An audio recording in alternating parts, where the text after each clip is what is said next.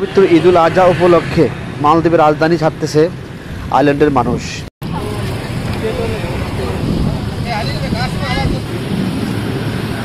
কালকে ঈদ, এই জন্য মালদ্বীপের যে যারা আপনার আইল্যান্ডমুখী মানুষ তারা আপনার যে স্পিরিট বোটের জন্য অপেক্ষা করতেছে। বাংলাদেশে যেমন আপনার যে বাস স্ট্যান্ডগুলোতে ভিড় হয় দেশে যাওয়ার জন্য মানুষ, মালদ্বীপে তো বাস দিয়ে আপনার আইল্যান্ড যাওয়া সম্ভব না, যার কারণে তারা আপনার স্পিরিট বোট দিয়ে আপনার মালদ্বীপের যে বিভিন্ন আইল্যান্ডে যায়। দেখতে পাচ্ছেন আগামীকালকে ঈদ, যার ফলে স্পিরিট বোটের জন্য মানুষ কীভাবে অপেক্ষা করতেছে। এটা হচ্ছে মালদ্বীপের রাজধানী মাল থেকে আমি বলছি। পবিত্র ঈদুল আজহা উপলক্ষে মালদ্বীপের রাজধানী ছাড়তেছে আইল্যান্ডের মানুষ।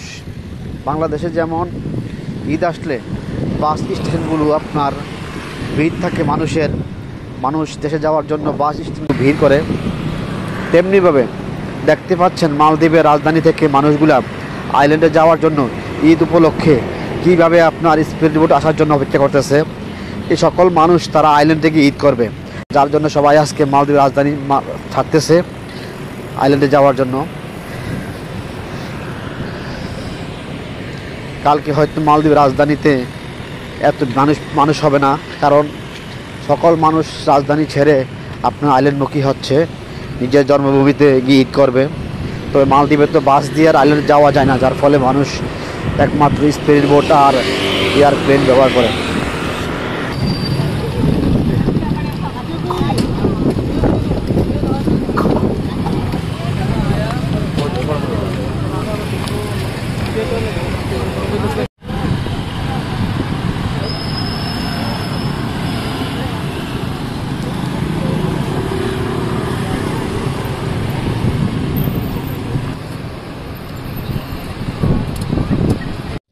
এই পর্ব থেকে বিদায় নিচ্ছি।